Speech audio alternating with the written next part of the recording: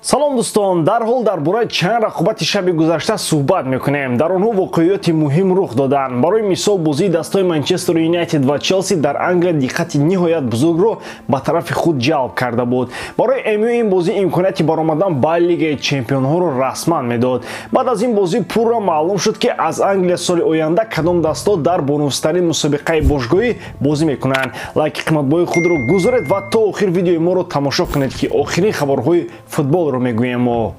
Дӯстон, тамошои бозиҳои футболӣ ва ҳамчунин рақобатҳои дигари варзиширо шумо метавонед бо сарпарасти видеои мо ширкати 1x боз ҳам ҷолибтар кунед.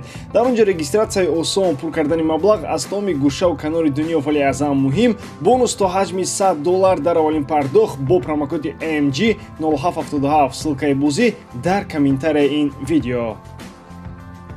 бозингарони шаҳри Манчестер аз оғози рақобат барои амалӣ кардани орзуи худ шурӯъ намуданд. Каземироро мо бояд алоҳида қайд кунем. Иштироки ӯ дар мавсими кунунии Лигаи Аврупо ба ӯ зеб надод.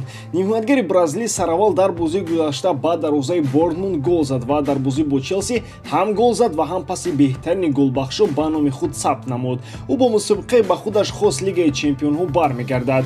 Манчестер Юнайтед дар ин рақобат бар зидди Челси Бразилияи солҳои беҳтаринро ба хотир овард. Челси мисли тифли доманги чӣ кор карданашро намедонист. Парокандагии Челсиро як ҳолат хеле хуб нишон дод. Энсо Фернандес пас аз пеналти қариби 1.5 дақиқа бо шумораи зиёди бозингарони МЮ ба истилоҳ бо талпа ҷанг кард, аммо аз ҳамдастагони ӯ ягон кас ба наздаш наомад. Танҳо Фафана омад ки ӯро аз байни бозингарони МЮ гирифт. Ин ягона амали хуби анҷомдодаи Фафана дар ин рақобат буд. Агар ӯ айни замон ба Лестери заиф баргардад, ягон кор ба нафъи ин даста карда наметавонад, чунки худашам заиф аст. МЮ бо ғалабаи бузург бар Челси дар Лигаи Чемпионҳоро барои худ боз намод. Дар Испания рақобати Малёрка ва Валенсия аслан ягон маъное аз нигоҳи ҷадвали мусобиқа надошт. Ҳар дуи даста худро аз афтиш ҷавоб доданд, аммо дар рақобати байнихудӣ Малёрка тавонист дастболо шуда дар ҷадвали Ла Лига бар зинаи 11 равад. Бозии муҳим байни дастаҳои Осасуна ва Атлетик Билбао сурат гирифт. Ин бозӣ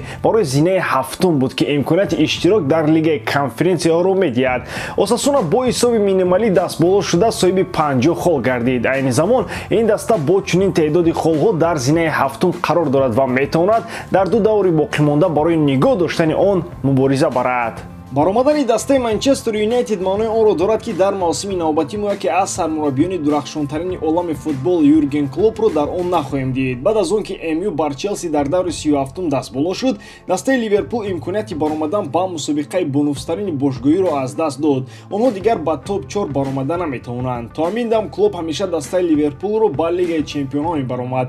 Инҷо гап дар бораи он мавсимҳое меравад ки мутахассиси олмонӣ дар даста пурра дар як мавсим кор кард. Аввалин мавсими ӯ ба солҳои 2015-16 рост меояд ки дар он вақт Ливерпул мавсимро дар зинаи 8-ум ба анҷом расонд. Акнун гап сари футболбозони даста меравад. Оё Салоҳ ва дигарон ба Лигаи Аврупо розӣ мешаванд? Аз ҳам бештар манз дар бораи Муҳаммад Салоҳ сару садоҳо зиёданд ки ӯ метавонад ба ПСЖ равад. Дар бораи таваҷҷӯҳи Реал ба Эндрю Робертсон ҳам шумо хабар доред.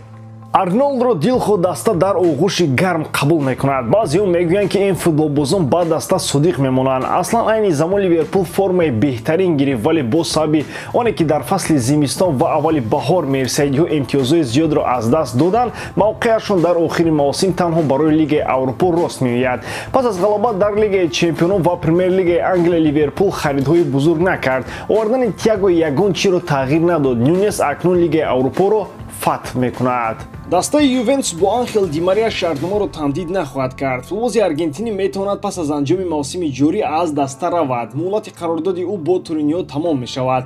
Қаблан гуфта мешуд ки Ювентус метавонад аз нав бо Анхел Ди Мария шартнома ба имзо расонад, аммо акнун тибқи маълумотҳои Ювентус стратегияи худро иваз кардааст. рӯзе як мардак ба тарафи хона давида баланд мегӯяд ки занак ягон чизи бекор биёр ки дилам беазур шуда истодааст. Тез кун. Занак як тағораи бекорро гирифта ба назди мардаш медавад.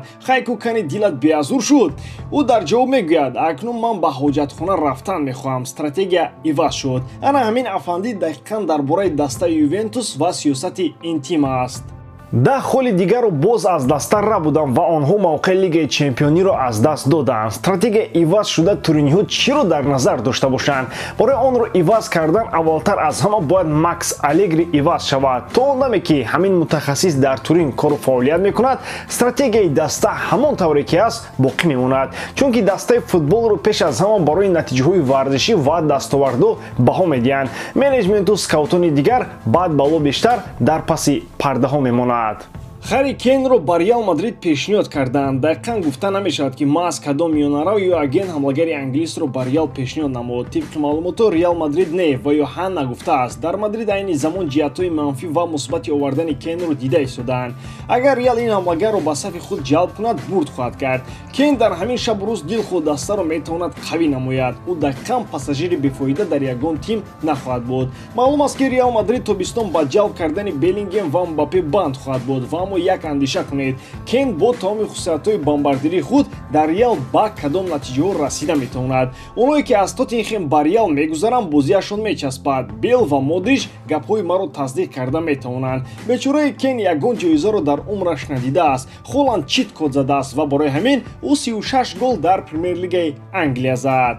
Аммо фаромӯш намекунем ки Харри Кейн дар Премер-лига дар мавсими ҷорӣ ба задани 28 гол мушарраф шудааст. Ин кори андак-мандак нест. Агар то 30-солаги ҳамлагари англис ягон ҷоиза ба даст наоварда бошад, баъд аз рафтан ба Реал ҷоизаҳо худашон ба тарафи Кейн меоянд. худи ҳамлагар ҳам аз Тоттенхем рафтанӣ аст, вале то анҷоми шартномааш, яъне то соли 2024 рафтан аз Лондон барояш мушкил аст. Салмокдори намешудании Тоттенхем Даниэл Леви аст. Ба ҳамин тамом бовар дорам ки эҷодкории ман ба шумо писанд меояд. Лайк, комментария ва дар канал обуна шуданро аз ёд набароред. Бо шумо мисли ҳар вақта Муҳаммад Гаиров хайр бардорам дар паноҳи Аллоҳ.